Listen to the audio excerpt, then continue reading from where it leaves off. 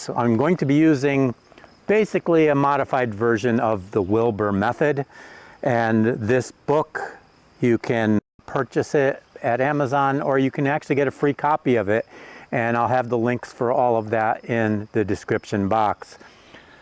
If you read throughout this book and you like what you're seeing that I'm doing here, you may want to get started so that you can grow 100 pounds of tomatoes this year on a single plant. So let's get started. Okay, so yesterday I double dug the bed to get more oxygen into the soil and to provide for more root development. As I was talking about yesterday, that when you have hard pan under your soil, then the roots go down, they hit the hard pan, and then they go sideways. And we learned yesterday that a tomato plant, a single tomato plant, can have a root system that is 7 to 8 feet wide and 4 feet deep. So if you can only go down 6 inches and then start to go sideways, you're not going to have a very good harvest. You're not going to be able to grow the maximum amount on each plant. So last year, I remember, I don't know if you've seen some of my other videos, we grew them with the cages configured like this.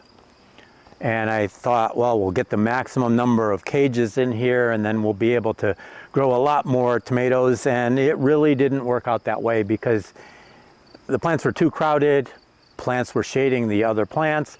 And when you had a tomato growing up here, you had a hard time reaching in to get those tomatoes. So in the center of these 4 cages, you weren't able to get into the center one. So I'm going to be doing something a little bit different this year. If you can just bring that camera over.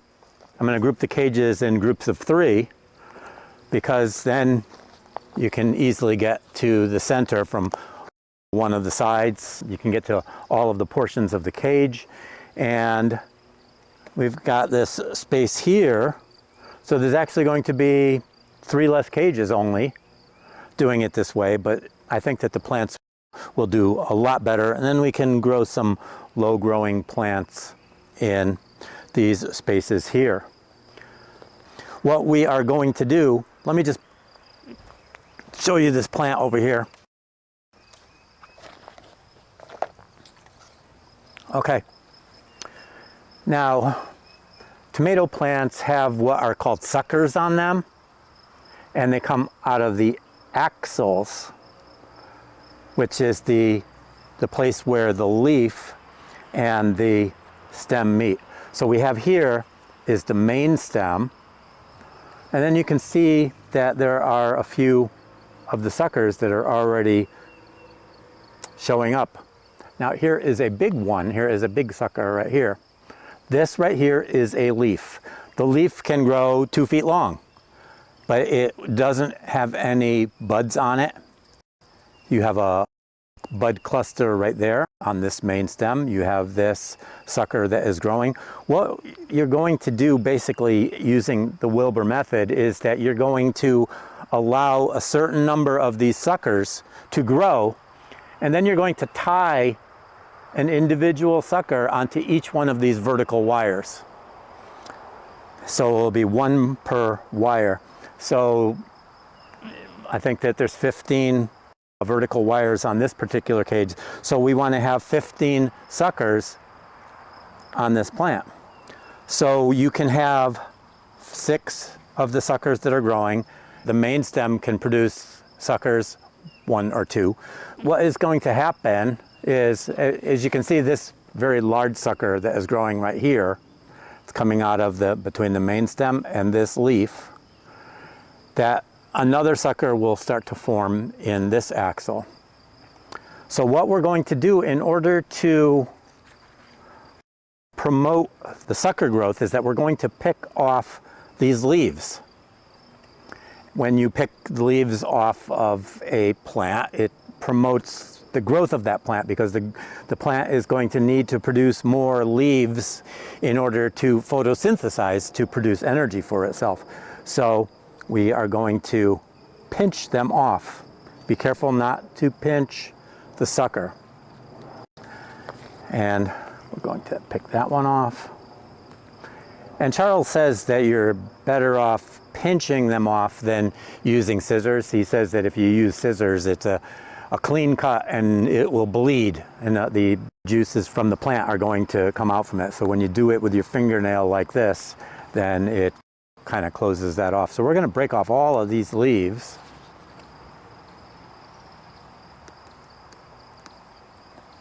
All right, up to here. So now that is a pretty pathetic looking thing, but we've got 1, 2, 3, 4, 5, 6, 7, 8 suckers that are growing. We've got the main stem, which are going to produce quite a few more suckers on top of what we already have here.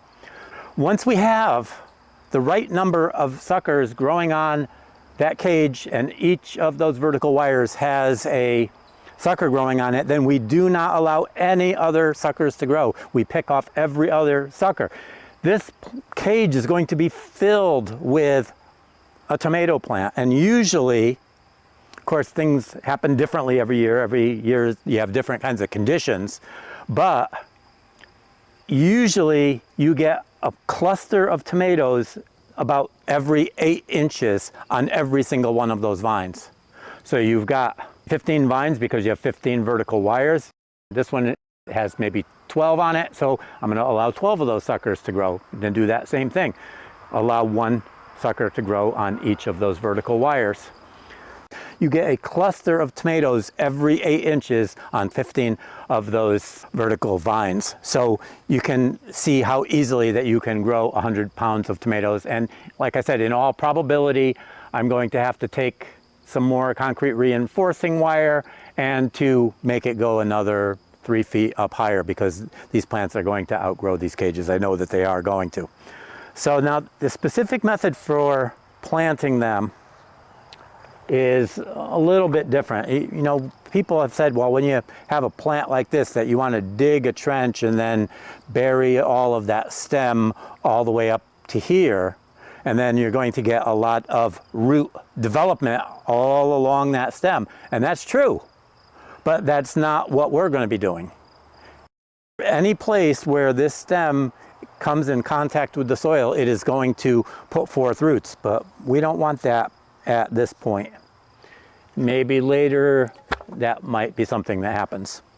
So I'm gonna drop this in here.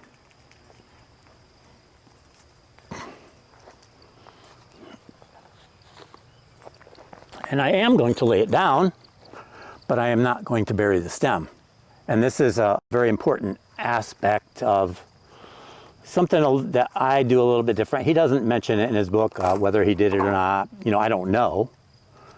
But I found that the best way to do this is to dig a hole. And by the way, this is all double dug, so look at how nice and loose that soil is. And I am going to put a little trench here so that it I don't have to bend the plant.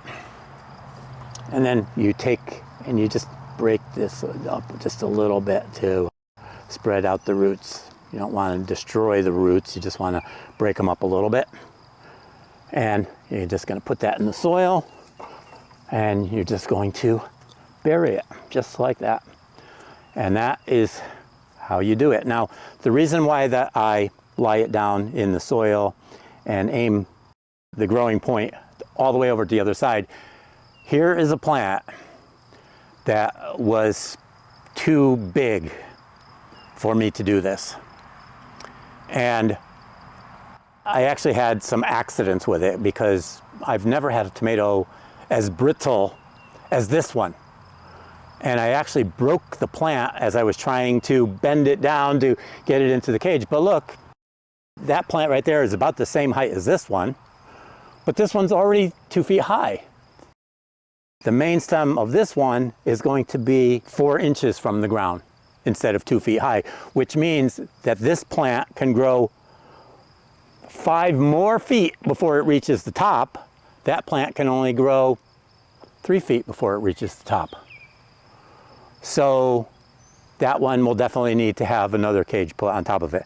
Now these suckers, like this one right here, is shorter. So this sucker, as it grows and gets bigger, I'm going to bring it over to here. This sucker right here will come over to here. There's another one there. These suckers that are coming out, like this one right here is going to probably go over there. So by doing it this way, you're able to have all of those vines all the way from the bottom of this all the way up to the top. That one, there's going to be at least a foot where there's going to be no vines that are going to be attached to it. So, okay, let's get over to here to this one. I'm going to put 2 tomatoes in this one. I am going to do the same thing. I am going to break off these leaves.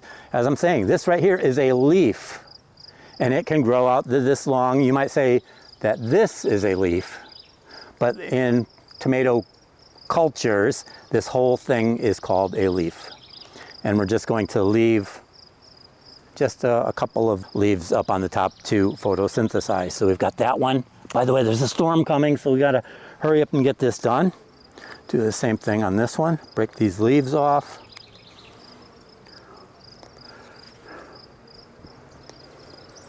So I'm going to grow 2 in this cage. I'll have 1 on each side. Maybe I'll put that one like that.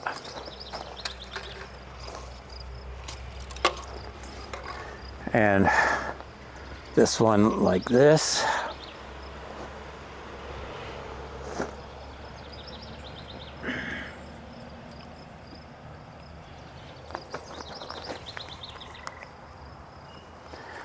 Going to just massage that a little bit. See, I never transplanted these on into bigger pots because I just didn't have the ambition. I was just in a lot of pain all the time. I didn't feel like doing anything, but if you want to live on what you grow, sometimes you gotta do things even when you don't feel like doing them. So these suckers are gonna come out of here, they're gonna go over to there, that one will go over there.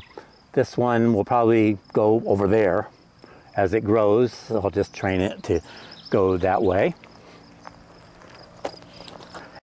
I don't want to put the straw down yet because I want to allow the soil to warm up, because if you put the straw on too soon, then the soil stays cool, and they love the hot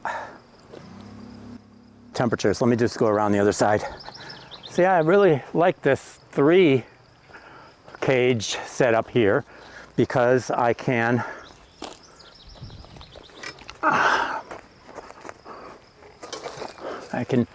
easily reach this. Break up that root system a little bit.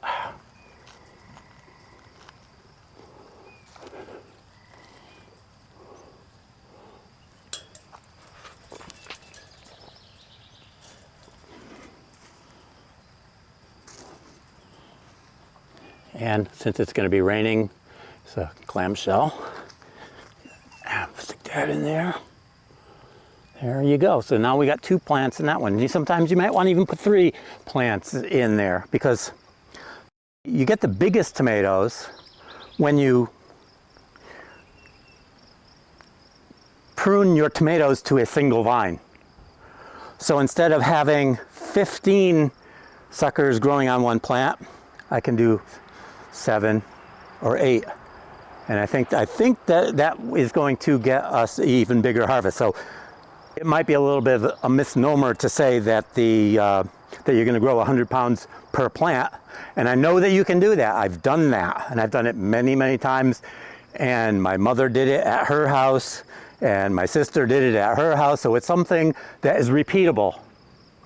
Of course, I'm taking a big chance here, because later on, as I make the videos and I start showing you how to train all of these, and we get to the end of the year and you say, well, I only got 75 pounds.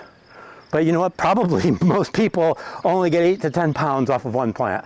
So if you got 45 or 50 or 60 or 75 pounds, don't come back to me and say, well, I thought that you said that you can get 100 pounds. Well, you can get 100 pounds. Whether I am able to get out here enough in order to pull all those suckers off.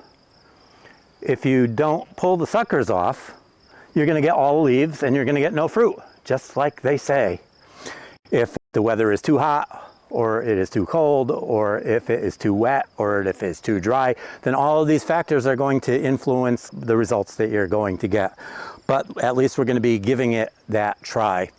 I want to show you these clips that I made. Here, you can come right in here. I just took a piece of wire. You can use a coat hanger or any kind of wire. You can use string or twine, use anything. I happen to like to use these metal clips because these cages are going to probably stay here for 30 years. And I'm not going to have to change them or move them. Okay, one other thing about these cages. I showed you how that they have to be wired to each other to make it sturdy, because when it is loaded with all of that foliage, a strong wind could knock the whole cage over, and that has happened to me many times. So by wiring them together, it makes a secure foundation for that. If you ever have a cage that has to stand alone, and you may want to do that, and you know, it's not a bad idea. I think it's a really good idea. Then you have to take one of these fence posts and you have to drive it into the ground. Now, of course, look, in my double dig bed, I can just push that down. You know, the wind could push that. So you've got to push it down and hammer it down into the subsoil. Then you can take your cage, put it over it after you've got it down into the subsoil where it's really secure, and then take some wires and wire the cage to this to prevent it from falling over in the high wind, especially when they're this high and they're loaded with 90 pounds of tomatoes. It's going to be very easy to push it over. You might even want to take and put 2 posts in. You know, I want you to be forewarned so that if this happens to you, that you'll remember that I told you, don't take any shortcuts until you have the experience. I take shortcuts because I know what works here in Connecticut instead of in Alabama. So I can take those shortcuts. Don't take them at first, except, you know, you can learn from what I said about the alfalfa straw instead of the kudzu. Okay, let's get on. I think that that's pretty much all that I have to say about this.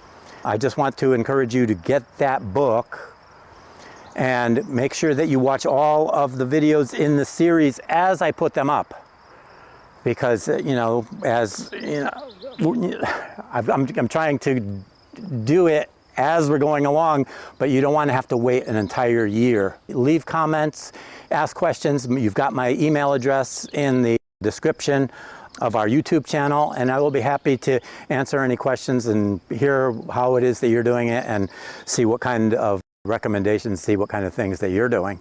So that's all for now, and want to encourage you to subscribe and to like the video. That's going to give us more exposure so that we can get these videos out to more people, change a lot of people's lives, and save a lot of money to live on what you grow. I think that this part is going to be absolutely amazing, and I guess we'll only see in the end. So we'll see you on the next video.